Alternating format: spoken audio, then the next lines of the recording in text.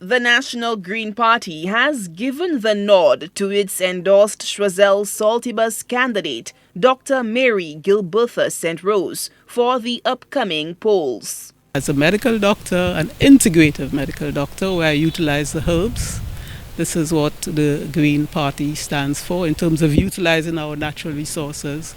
The medical practitioner will face incumbent Bradley Felix and SLP-endorsed candidate Pauline Antoine Prosper. But what does the newcomer make of her political contemporaries? One we want out for sure.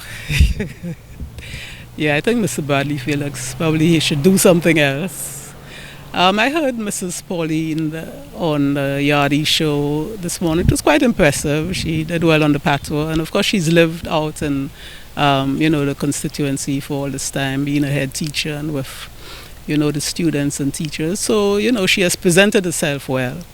Yeah, the problem usually is that you have good talk and you don't have the action to follow.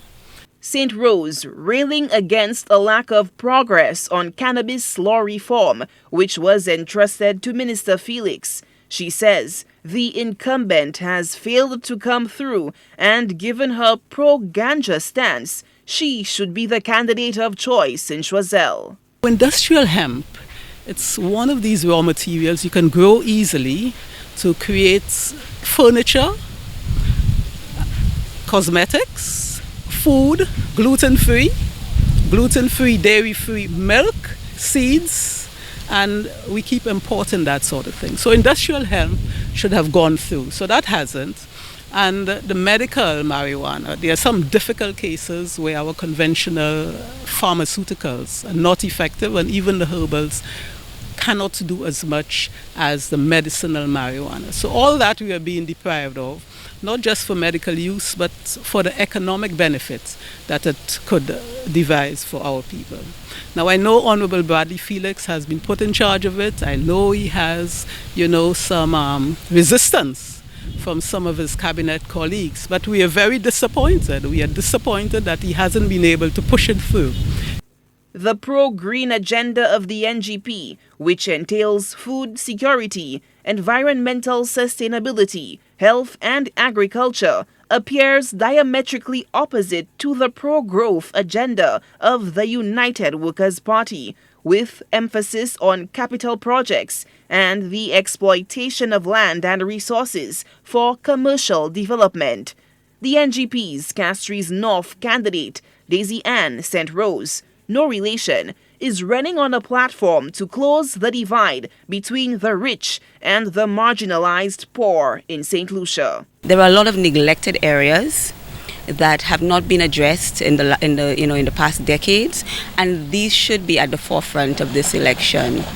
Daisy Ann St. Rose is expected to come up against independent candidate incumbent Stevenson King, the UWP's Janine McIntyre, and independent candidate Nathalbert George. She says she and other like-minded constituents have found the current representation in the electoral district wanting. I believe that more could have been done and more can be done.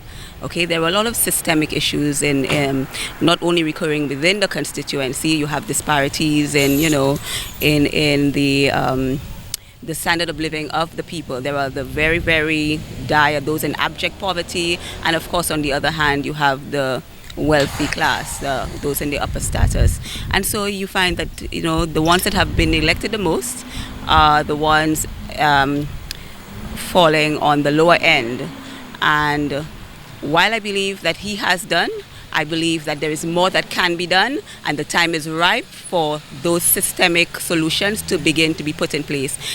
Meanwhile, the Green Movement is not short of diversity, with an independent candidate in the person of Melanie Freites contesting the Micoud South seat. She will challenge the incumbent Prime Minister, Alain Chasny, and the St. Lucia Labour Party candidate, Gibeon Ferdinand. I think that the reason I chose there is because I think Micoud South needs to have another choice, as most of the other constituencies are voicing that they are anxious to have the third choice, and they welcome it.